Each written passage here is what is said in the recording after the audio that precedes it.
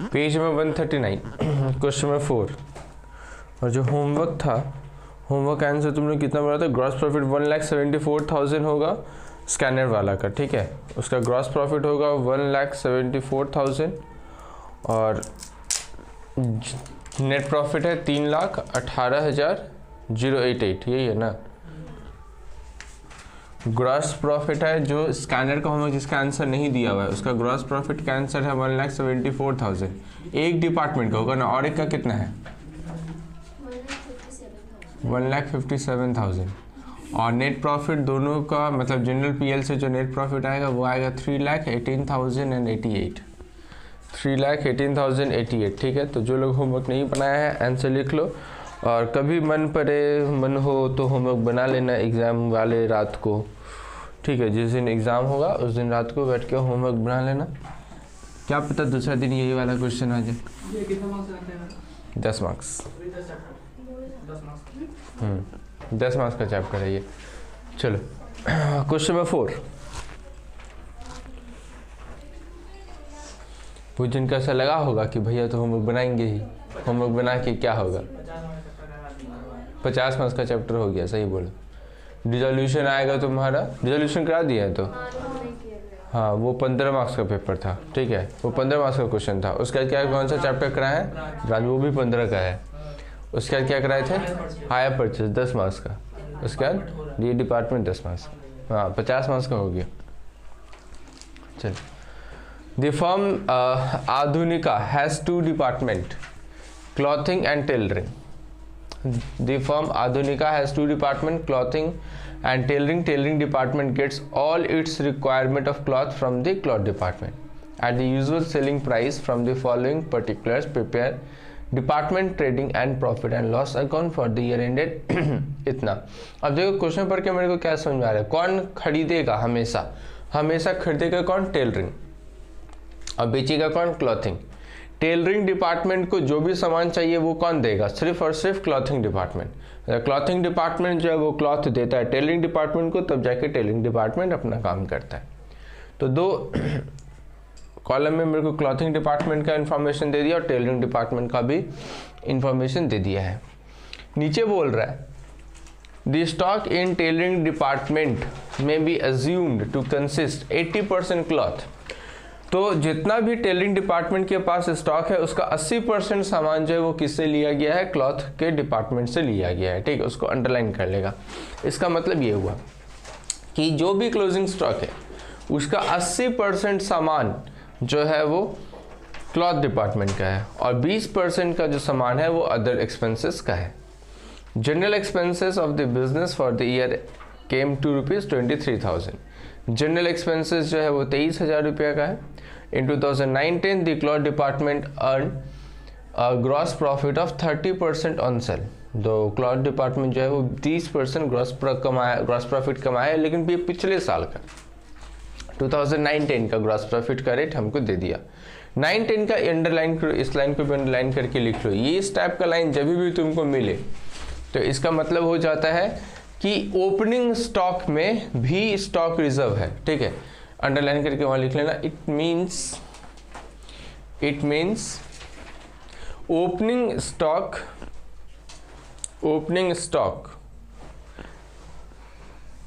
Consist of 80% of cloth, 80% of cloth from last year, 80% of cloth from last year. पिछले साल से इसका opening stock में 80% cloth तो हो गई, जिसके ऊपर ये ग्रॉस प्रॉफिट कितना कमाया? 30%। क्योंकि हम लोग जो जीपी रेट निकालते हैं वो इस साल का जीपी रेट निकालते हैं, बट ओपनिंग स्टॉक तो पिछले साल से आता है, यानी कि पिछले साल से जो ओपनिंग स्टॉक में सामान आया है उसमें पिछले साल का जीपी रेट चाहिए। अब यहाँ पे पिछले साल की इन्फॉर्मेशन तो देता नहीं है क्वेश्चन, इसलिए इसमें तुमको वो लोग डायरेक्ट ग्रॉस प्रॉफिट का परसेंटेज ही तुमको दे दिया, ठीक है। चलो सम्स करते हैं। फॉर्मेट तो तुम लोगों को मालूम ही है, फटाफट आनो। एक क्लॉथिंग और एक टेलरिंग। ऊपर में लिख लेना departmental trading and profit and loss account in the books of आधुनिका।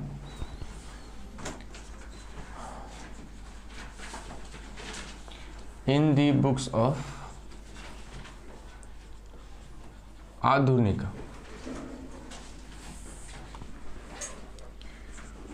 Departmental,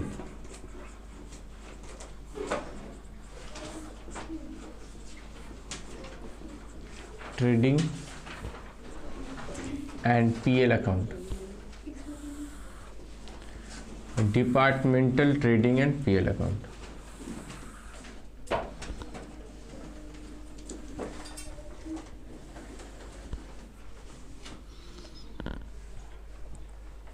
departmental trading and PL account.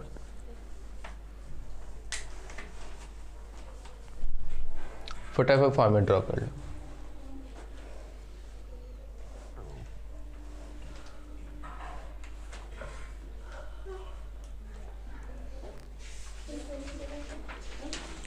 देखो सबसे पहले मेरे को क्या दिख रहा है, ओपनिंग स्टॉक दिख रहा है, तो 2 ओपनिंग स्टॉक,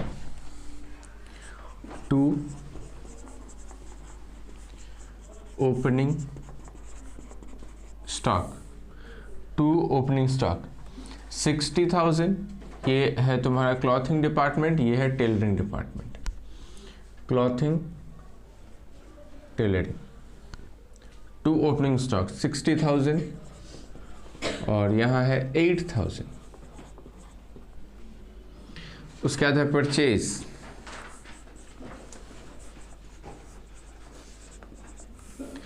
तो 2 परचेज अकाउंट, इसका है 3,40,000 और इसका है 5,000। उसके बाद है सेल्स, तो सेल्स तो बाई साइड जाएगा, तो बाई सेल्स,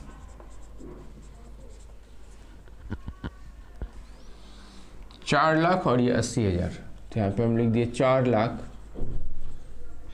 और यहाँ लिख दिए 80,000। उसके बाद transfer of cloth to tailoring department, तो ये आईडीटी का है, 50,000 रुपये का सामान ट्रांसफर कर रहा है, तो खरीदेगा कौन, आईडीटी। खरीदेगा कौन, टेलरिंग डिपार्टमेंट, तो 2 आईडीटी बोल के टेलरिंग डिपार्टमेंट खरीद रहा है, तो टेलरिंग डिपार्टमेंट में लिखेंगे 50,000 ना।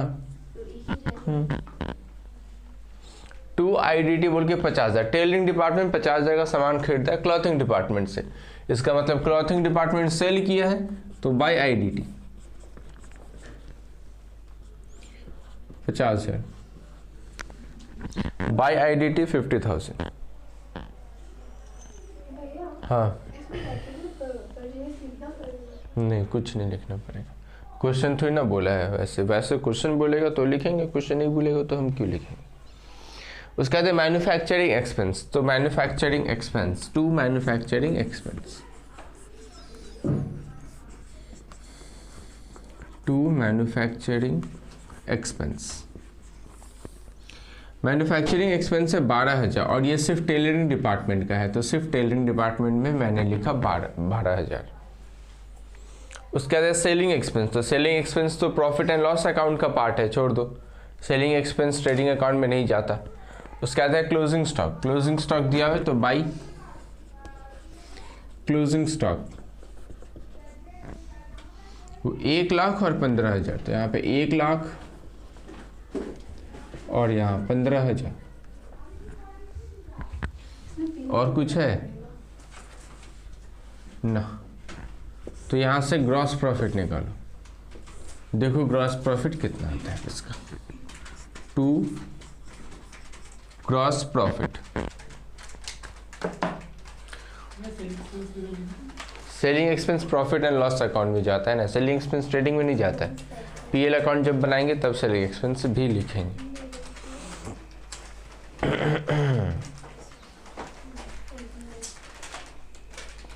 कितना आ रहा है ग्रॉस प्रॉफिट क्लॉथिंग का, 20,000। हाँ नहीं, टेलरिंग का 20,000 और अच्छा, क्लॉथिंग का 45,000-6,000।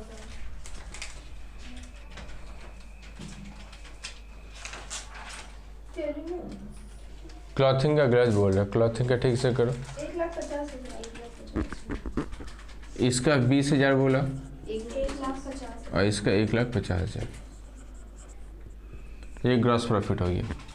अब इसके नीचे पीएल बनाएंगे।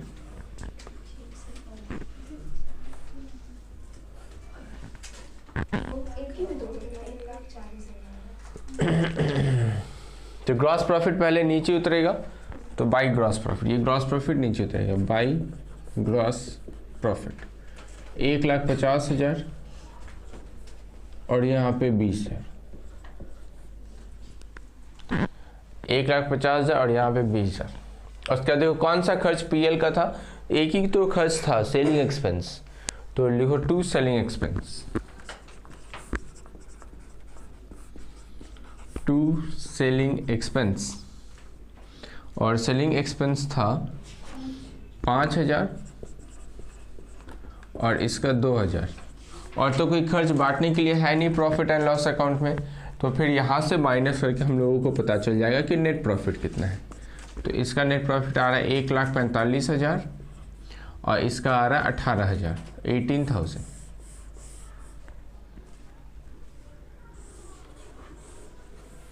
इसका आ रहा है 18,000।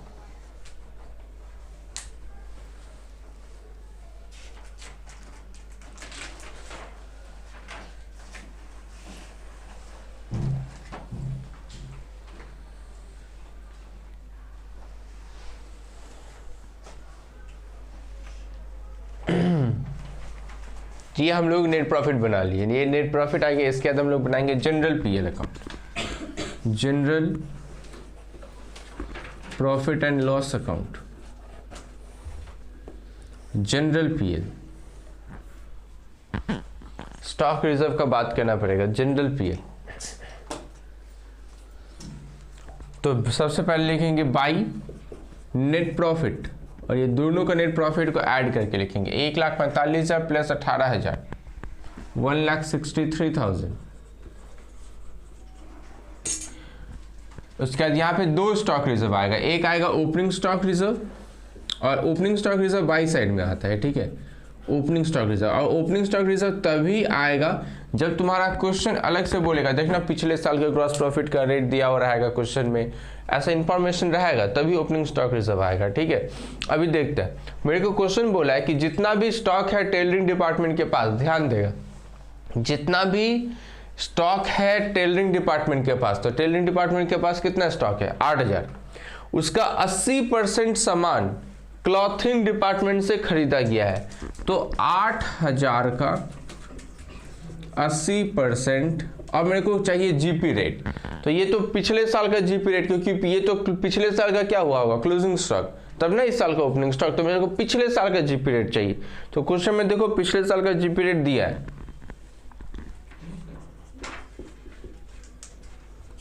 30%, तो देखो कितना होता है 1920।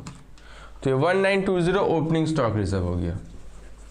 अब ऐसे ही मेरे को चाहिए क्लोजिंग स्टॉक रिजर्व। तो क्लोजिंग में भी 30% नहीं, closing stock reserve, closing stock reserve में 30% क्यों करेंगे? 30% इस साल का जीपी रेट है क्या? 30% क्यों किए? क्योंकि ये 30% पिछले साल का जीपी रेट है और ये पिछले साल का क्लोजिंग स्टॉक से आया है। मेरे को ये वाला क्लोजिंग स्टॉक कौन से साल का है? इस साल का। तो मेरे को इस साल का जीपी रेट चाहिए, तो टू क्लोजिंग स्टॉक रिजर्व, इस साल का जीपी रेट। चलो पहले ये मेरे पास क्लोजिंग स्टॉक है 15,000, उसका है 80%। अब मेरे को यहाँ पे जीपी रेट चाहिए, लेकिन देखो मेरे को जीपी रेट इस साल का तो क्वेश्चन थोड़ी ना दिया है, मेरे को निकालना पड़ेगा। तो इस साल का जीपी, किसका जीपी रेट चाहिए? क्लॉथिंग का या टेलरिंग का? कौन सेल किया है? सेल कौन किया है? क्लॉथिंग किया है सेल या टेलरिंग किया है? क्लॉथिंग। तो मेरे को क्लॉथिंग का जीपी रेट चाहिए।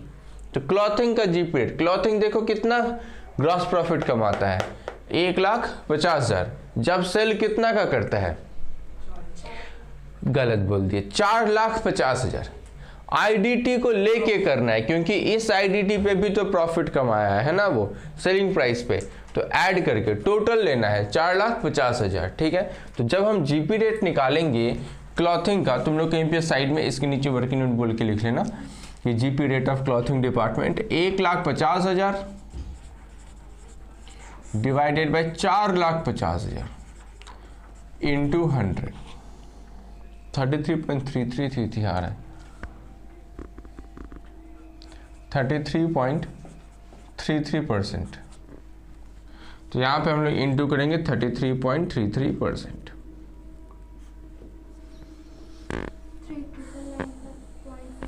राउंड ऑफ कर दो, 3999 बोला ना, मतलब 4000। ये हो गया क्लोजिंग स्टॉक रिजर्व।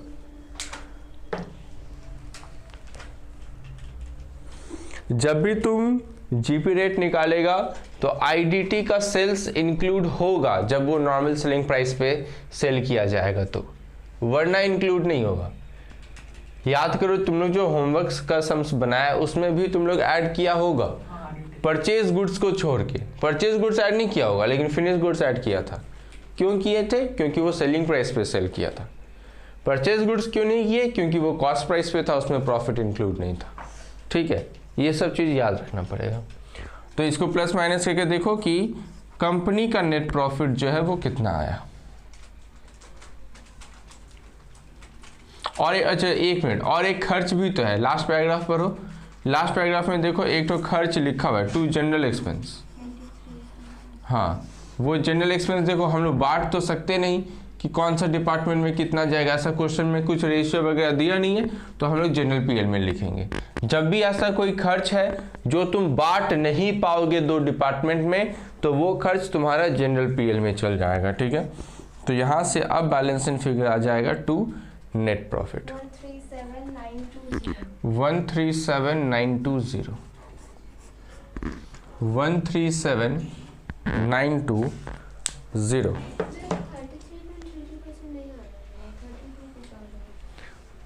एक 50 बाय 450 33.33 तो होगा।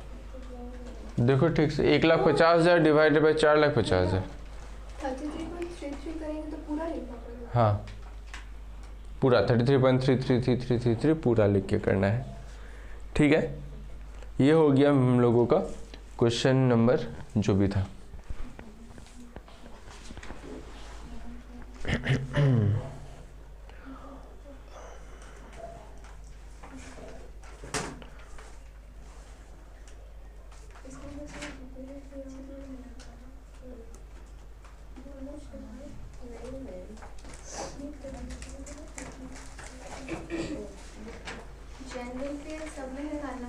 जनरल पीएल सब में निकालना पड़ता है क्या?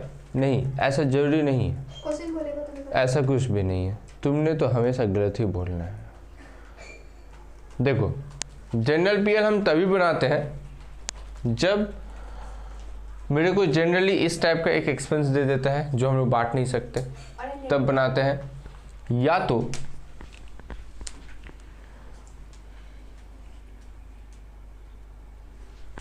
मेरा क्वेश्चन में इतना तक की इंफॉर्मेशन है, ऐसा कोई एक्सपेंस नहीं है।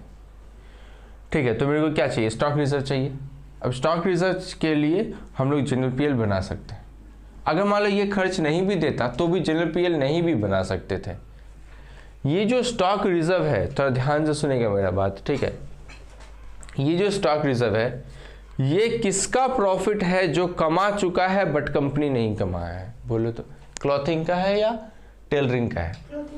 ये ऐसा किसका प्रॉफिट है जो वो डिपार्टमेंट कमाया है बट कंपनी नहीं कमाया? क्लॉथिंग। तो अगर मुझे जनरल पीएल नहीं बनाना, यहाँ पे सपोज मेरे को जनरल पीएल नहीं बनाना, अगर ये खर्च नहीं होता 23,000 वाला, 23,000 वाला खर्च हम बांट नहीं पा रहे हैं, तो इस क्वेश्चन में तो जनरल पीएल बनाना ही पड़ेगा। मान लो 23,000 का खर्च अगर नहीं देता मेरा क्वेश्चन, तो इसी क्वेश्चन को जनरल पीएल अगर नहीं बनाना तो हम इसी क्वेश्चन को ऐसे भी बना सकते थे। यहाँ पे टू सेलिंग एक्सपेंस लिख दिए जिसका जितना था, फिर यहाँ पे टू स्टॉक रिजर्व, ये किसका प्रॉफिट था? ये एक्चुअली क्लॉथिंग का ही तो प्रॉफिट था, तो क्लॉथिंग में ही क्या लिखते हम? 4,000। जो प्रॉफिट कमाया है उसका प्रॉफिट को क्या कर देंगे? कम कर देंगे टू साइड। और बाई साइड में ओपनिंग स्टॉक रिजर्व अगर होता तो बाई ओपनिंग स्टॉक रिजर्व बोल के हम यहाँ पे कितना लिख देता? 1920। फिर यहाँ का नेट प्रॉफिट और यहाँ का नेट प्रॉफिट आ जाता। ठीक है, ऐसा भी होता है। आने दो क्वेश्चंस में आएगा, बुक में है सम्स, बहुत सारे सम्स है। पेज नंबर 131 पे चल जाओ। Page number 131 question number 2। Page number 131 question number 2।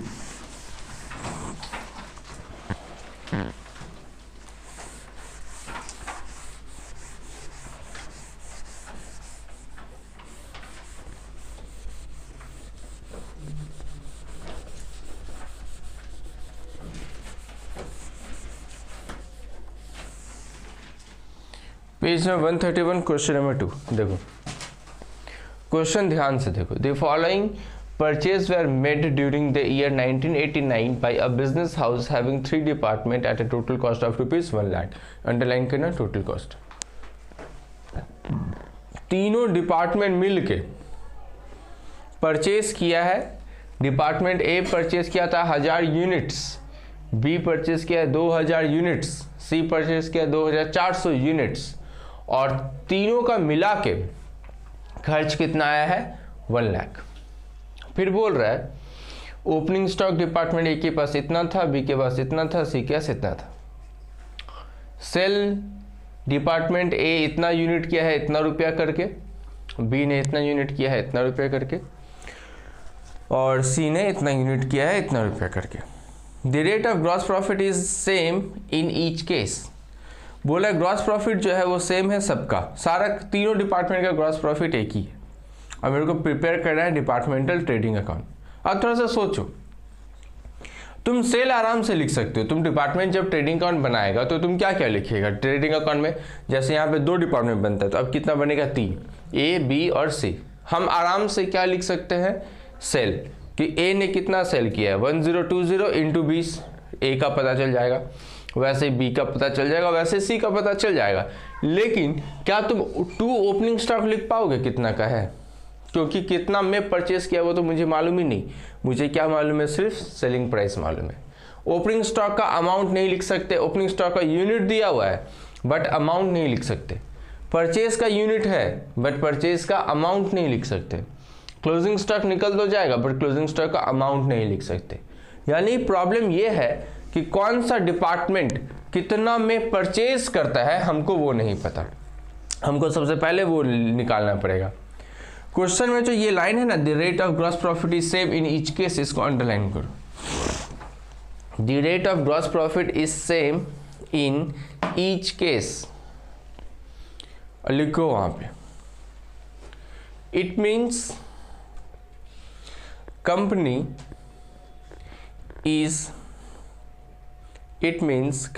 is also earning same rate of gross profit.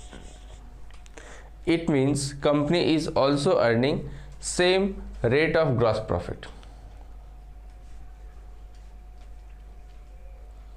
अगर तीनों डिपार्टमेंट 20% कमाता है तो कंपनी भी कितना कमाता है, इसका मतलब 20% ही कमाएगा, सीधा सा बात है। चलो कॉपी में चलो लिखो। let us assume total unit purchased, let us assume total unit purchased by different department, total।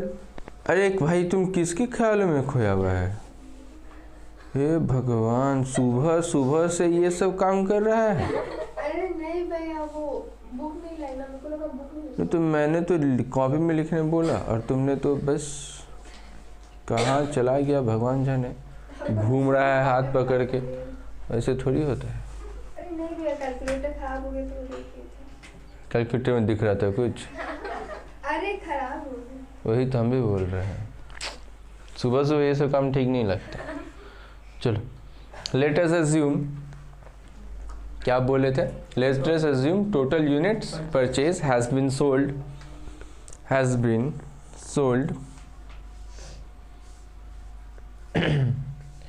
by different departments at their respective selling price, by different departments at their respective selling price,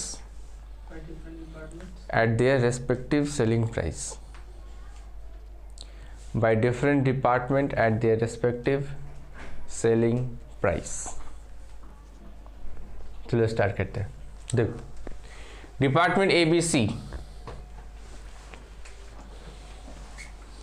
याद रखना assume कर रहे हैं कि जो department जितना unit purchase किया है उतना ही सेल करेगा, ठीक है। तो डिपार्टमेंट ए देखो, डिपार्टमेंट ए कितना का परचेज किया था, डिपार्टमेंट ए कितना यूनिट परचेज किया था, 1000 किया था ना, दिख रहा था सबको। डिपार्टमेंट ए 1000 यूनिट परचेज किया है, बी कितना यूनिट परचेज किया है 2000 और सी कितना परचेज किया है 2400। तो पहले हम लोग सेल निकालते हैं, ठीक है।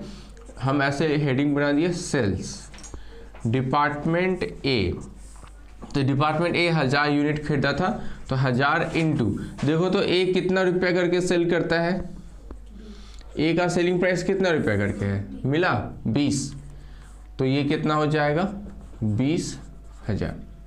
वैसे ही बी का निकालो, बी कितना यूनिट सेल करेगा 2000। हम लोग एज्यूम किए हैं कि जितना यूनिट परचेज किया है उतना ही यूनिट सेल कर रहा है। हम तुमको ये नहीं बोल रहे हैं कि हम ट्रेडिंग अकाउंट में भी इतना ही लिखेंगे, ट्रेडिंग अकाउंट में तो जो एक्चुअल सेल किया है वो लिखेंगे। एक्चुअल सेल देखो एकदम नीचे लिखा है, डिपार्टमेंट ए कितना सेल कर रहा है 1020, बी कितना सेल कर रहा है 1920, वो वाला ही लिखेंगे। लेकिन अभी एज्यूम ये कर रहे हैं कि जितना परचेज किया उतना ही सेल किया है, इसलिए यहाँ परचेज यूनिट हम लिख रहे हैं और यहाँ पे उसका सेलिंग प्राइस, ठीक है, जिससे कि ओपनिंग स्टॉक क्लोजिंग स्टॉक अगर 0 हो जाएगा तो ग्रॉस प्रॉफिट का रेट हम निकाल पाएंगे, ठीक है। इसलिए तो 2000 इंटू, देखो उसका सेलिंग प्राइस कितना था 22 रुपया 50 पैसा, यानी कितना हो जाएगा 45,000। डिपार्टमेंट सी का 2400 यूनिट इंटू 25 रुपया 60, तो 60,000। देखो ऐड करके कितना आता है 1,25,000, 1,25,000। तो इतना सेल किया और परचेज कितना में किया था, तीनों डिपार्टमेंट मिलके परचेज किया है 1 लाख में। ये मेरा क्वेश्चन का फर्स्ट लाइन में ही लिखा हुआ है कि तीनों डिपार्टमेंट परचेज किया है इतना इतना यूनिट 1 लाख रुपया में, तो यानी कि यहाँ पे ग्रॉस प्रॉफिट कितना निकल गया हम लोगों का 25,000। अब हम इसको यूज करके एक ग्रॉस प्रॉफिट रेट निकाल लेंगे। 25,000 ग्रॉस प्रॉफिट कमाता है जब सेलिंग प्राइस कितना होता है 1,25,000 इंटू 100, 20%, तो 20% ग्रॉस प्रॉफिट हो गया। यानी कि तीनों डिपार्टमेंट 20% ग्रॉस प्रॉफिट कमाता है।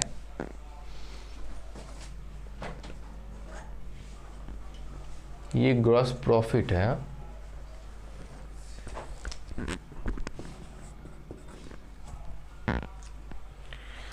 अब मेरे को निकालना है परचेज प्राइस कि कौन सा डिपार्टमेंट कितना में परचेज करता है, कौन सा डिपार्टमेंट कितना में परचेज करता है, मेरे को अभी वो निकालना है फिलहाल। तो purchase price of A, department A ने कितना परचेज प्राइस कर रहा है, चलो वो देखते हैं। डिपार्टमेंट ए का देखो, डिपार्टमेंट ए सेल कितना में कर रहा है 20 रुपया, जिसमें से 20% क्या है ग्रॉस प्रॉफिट है, यानी ये कितना में परचेज करता होगा 16 रुपया में। देखो ये समझ में आता है कि नहीं। सेलिंग प्राइस में से अगर हम ग्रॉस प्रॉफिट माइनस कर दे तो मुझे परचेज प्राइस पता चल जाएगा। Sales minus profit is equal to what, cost. तो सेल्स में से मैंने ग्रॉस प्रॉफिट माइनस कर रहे हैं सबका। तो बी का देखो, बी का सेलिंग प्राइस था 22 रुपया 50 पैसा, इसका 20% माइनस करो, कितना आएगा ये 5 रुपया आ रहा है क्या, 4.5 रुपया, मतलब 18 रुपया। और सी का 25 रुपया का 20%,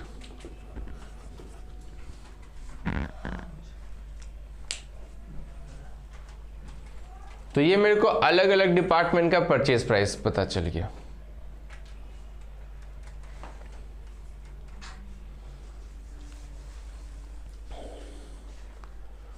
क्वेश्चन अराउंड पूरा 80% कंप्लीट हो गया है, बट एक बार देखते हैं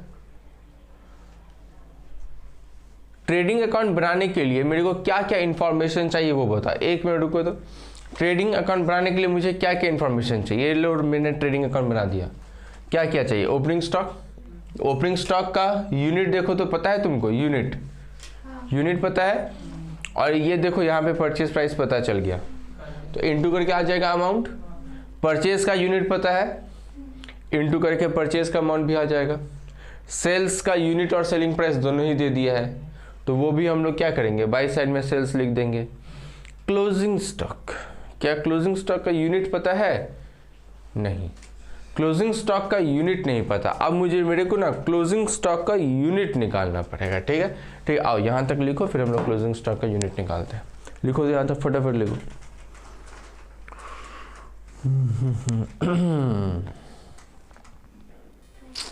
कैसे वीडियो देखता होगा तुम, देखो।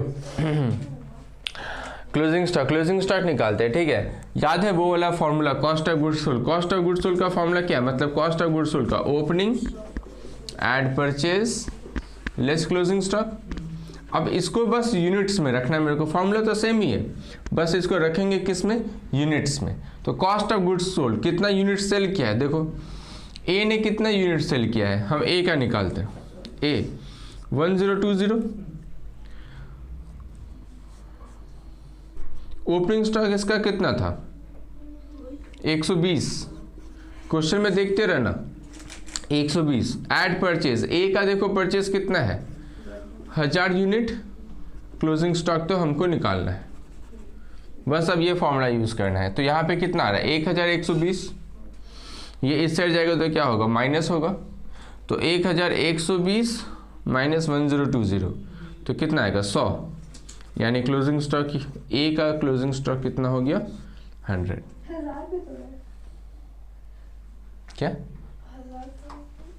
1000 जोड़ के तो 1120 हुआ। अब बी का ऐसे ही सेम तरीका, बी का देखो तो कितना यूनिट सेल किया है वो 1920। बी का ओपनिंग स्टॉक कितना है 80, बी ने परचेज कितना किया 2000 लेस क्लोजिंग स्टॉक, तो ये हो जाएगा 2080 और ये 1920 160, तो बी का क्लोजिंग स्टॉक निकल गया 160। वैसे ही सी का, सी ने सेल किया है 2496, इसका ओपनिंग स्टॉक था 152 और परचेज किया है 2400।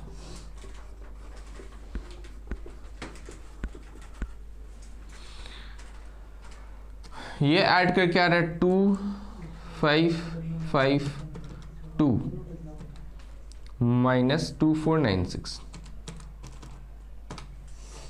56 आ रहा है ना इसका, तो क्लोजिंग स्टॉक इसका आ रहा है 56।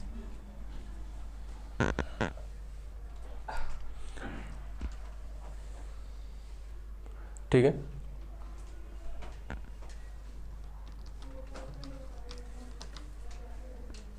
चलो अब ट्रेडिंग अकाउंट का फॉर्मेट डालो, डिपार्टमेंट ए बी और सी।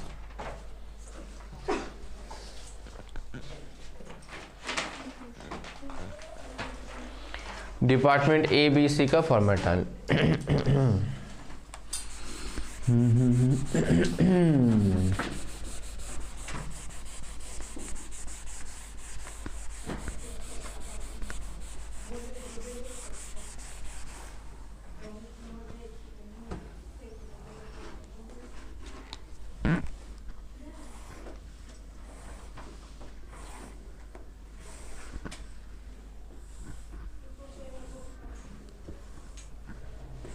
A B C, A B C, 2 opening stock,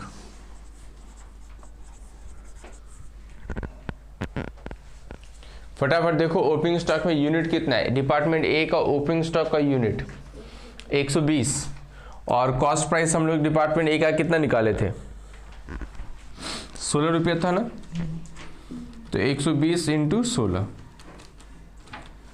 1920,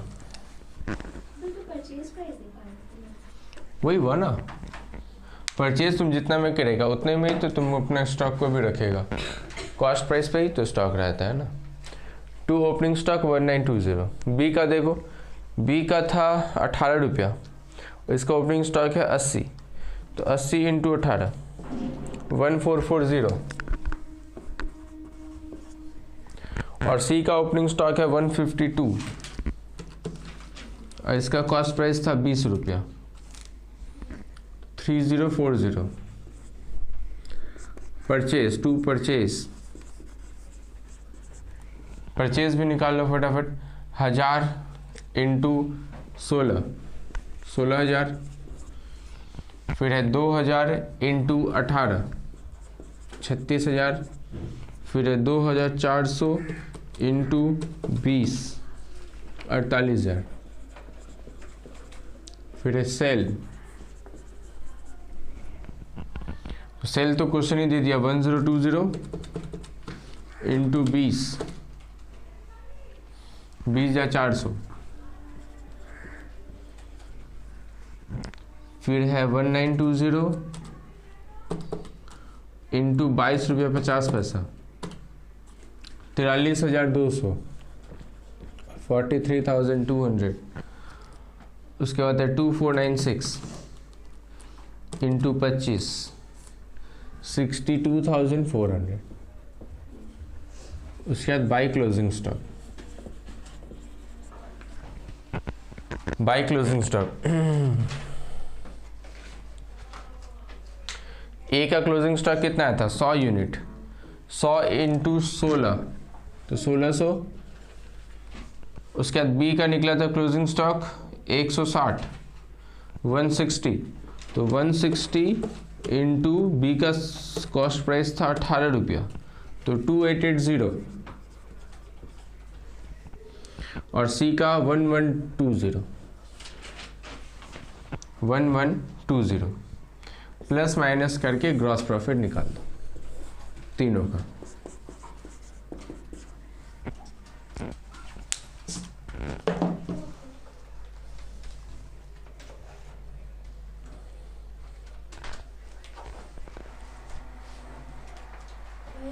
पहला क्लास का वीडियो पब्लिक ही है क्या? पब्लिक में नहीं है, ग्रुप में है।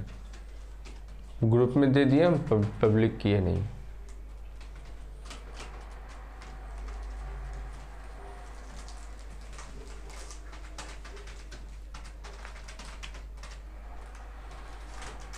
आप सिर्फ फर्स्ट क्लास का वीडियो पब्लिक करते हो ना? वो भी सबका नहीं, बहुत कम। कितना है पहले का? ए का 4080, 4080, बी का 8640 8640 और सी का 12480। 12480 तो 4080, 8640 और इसका आ गया 12480। ठीक है, तो ये हम लोग कर लिया क्वेश्चन नंबर 2। अगर हम होमवर्क का बात करें थोड़ा सा तो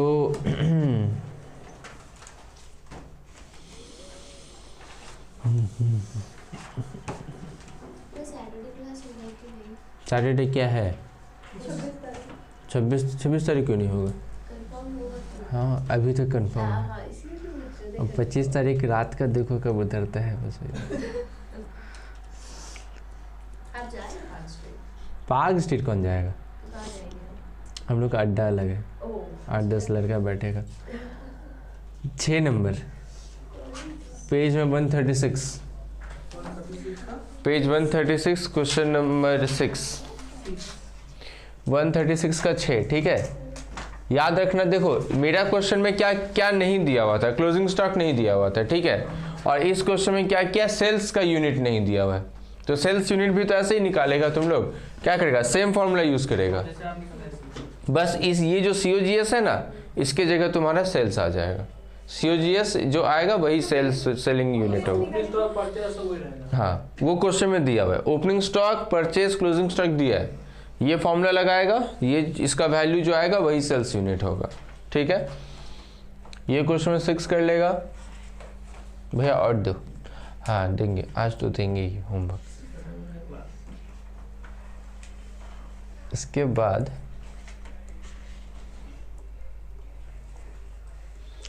ये परसेंटेज वाला था कहीं पे,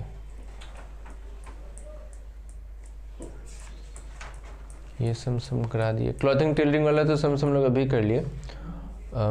स्कैनर में चलो तो इसमें इसमें कोई टॉपिक नहीं है, जो टॉपिक चल रहा है वही टॉपिक, बस क्वेश्चन घुमाता है। पेज नंबर मिला क्या? लास्ट क्लास में कितना पेज नंबर था? 174।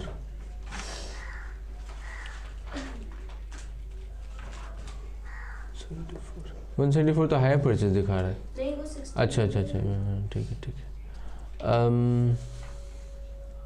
आइतो 15 नंबर क्वेश्चन नंबर 15। 12 नंबर 12 है क्या वैसा? हाँ 12। और बना लिया।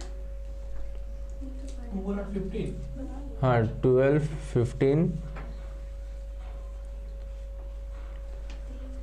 आइतो अब 11। यू मतलब यूनिट्स, ठीक है। 11 में जैसा अभी सम्स किया है ना उसी टाइप का है 11, ठीक है।